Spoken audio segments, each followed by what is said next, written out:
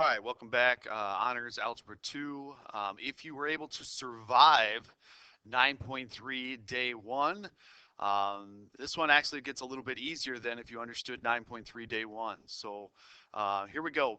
A different type of question. Suppose you have the terminal side, and I'm telling you that it's in quadrant 3, and that the cosecant of the angle measure is negative 5/3. So again, they're kind of giving you a little bit of information here. They say, well, we're going to draw it in the third quadrant. And again, everything gets drawn to the x-axis. And that the cosecant, now remember, you have to understand cosecant, sine, cosine. So cosecant is hypotenuse over opposite. So it's saying that the hypotenuse is 5 and the opposite is negative 3. Using Pythagorean theorem, this side would then have to be 4. So we're talking about 3, 4, 5.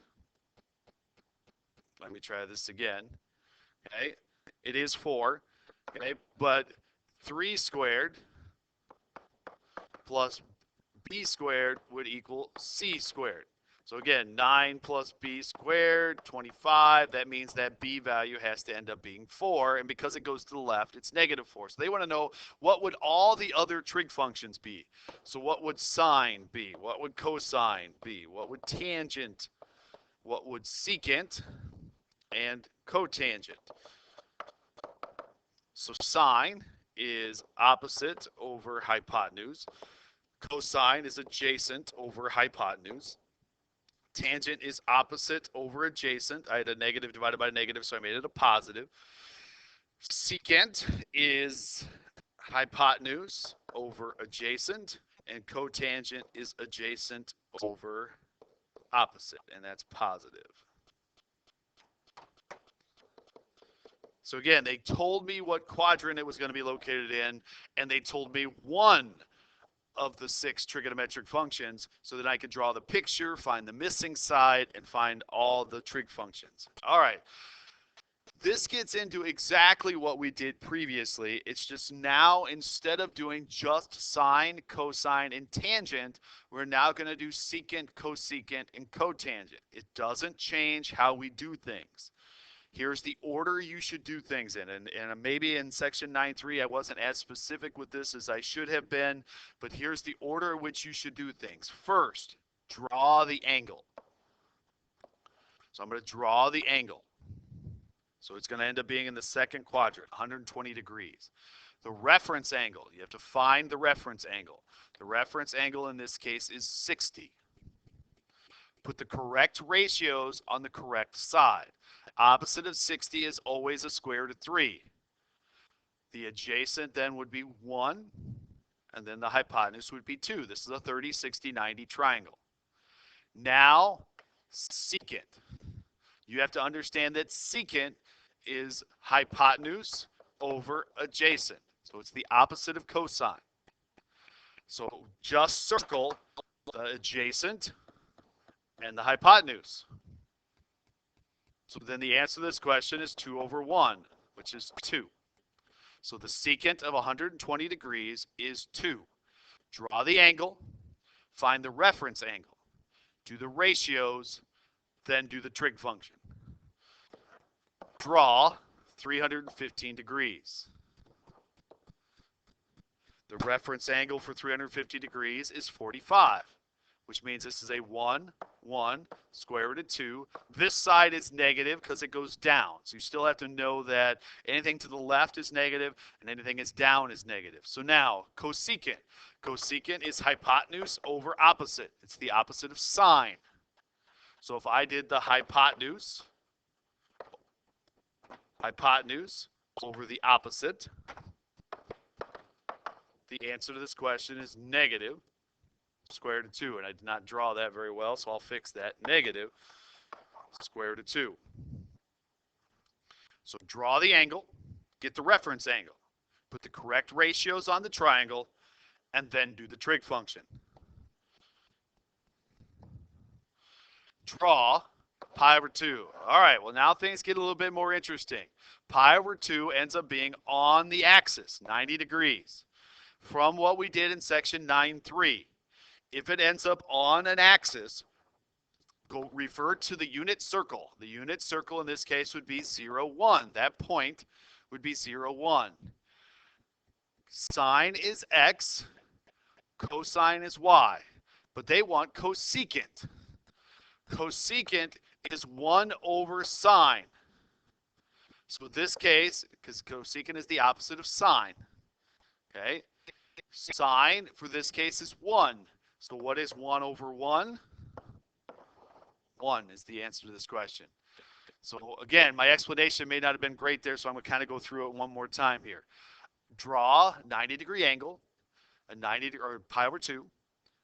That ends up being on an axis. Anytime something ends up being on an axis, revert to the unit circle. So the point of 90 degrees would be the point 0, 1. Cosecant is 1 over sine. It's the opposite of sine.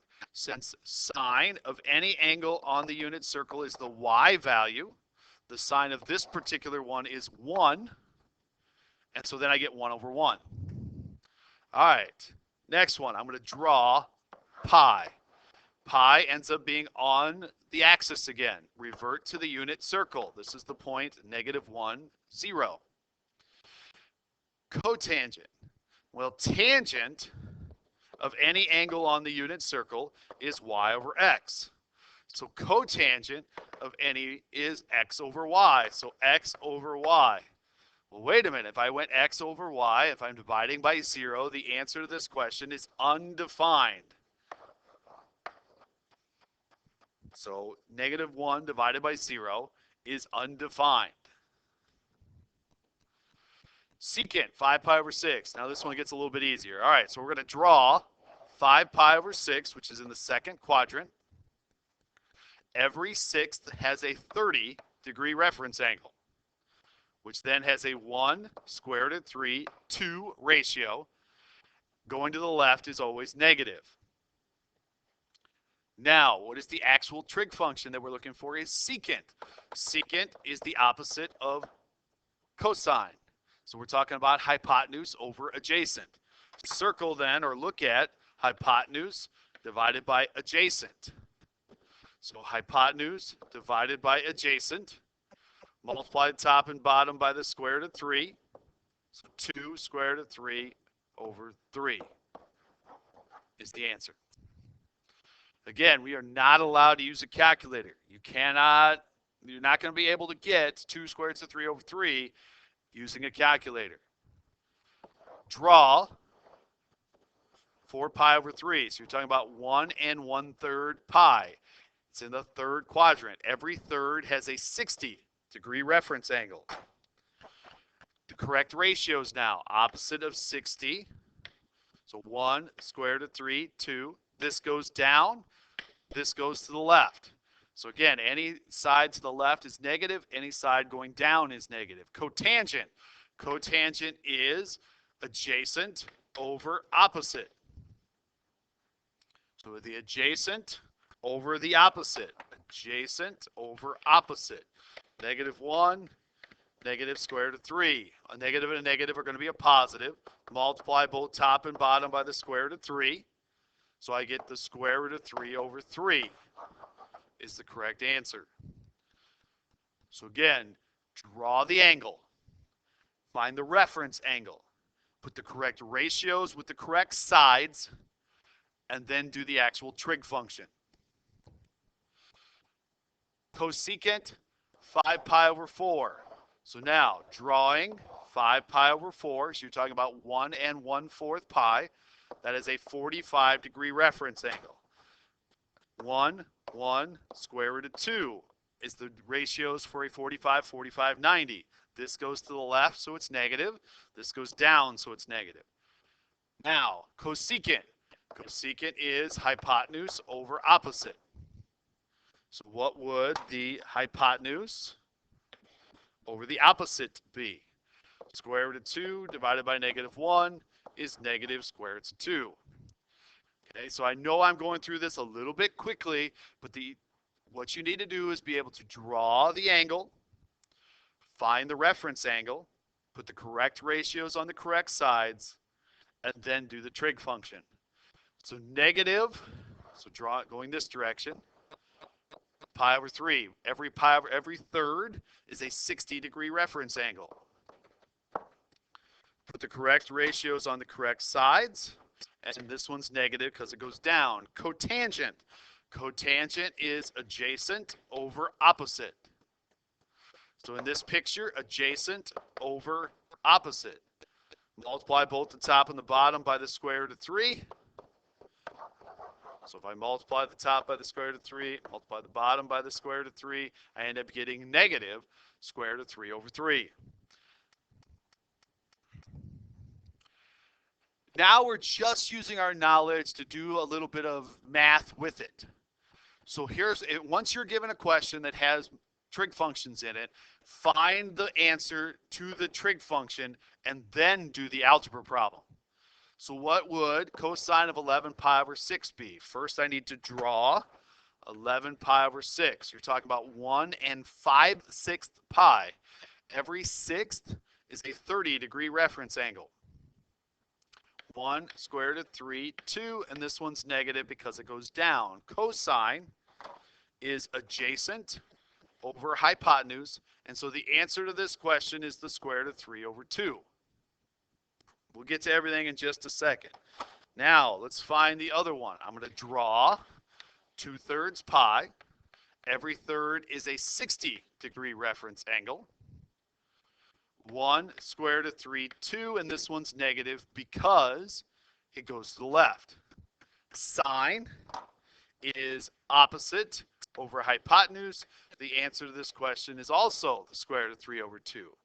So here we go. Now let's get into just basic algebra. 12 times the square root of 3 over 2, and that didn't draw very well, so I'll try that again.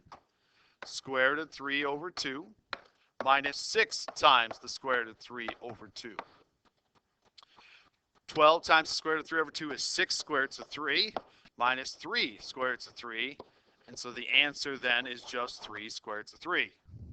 So find the actual answer to each of the trig functions, plug those in, and then just do algebra. So adding like terms here, 6 square roots of 3 minus 3 square roots of 3 ends up being just 3 square roots of 3. You have a worksheet. Again, I'm going to talk to Ms. Kinsel about how we will handle the day-to-day on this type of stuff because this is a little bit more challenging. This is very new to all of you and can be confusing. So please reach out to Ms. Kinsel and myself. Try to show up to a Google Meets. Try to show up to a Zoom meeting so that we can help you with this because, again, this can be challenging and it is something that you will do again in trig pre-calc and it is something you'll do again in calculus. So please reach out to us.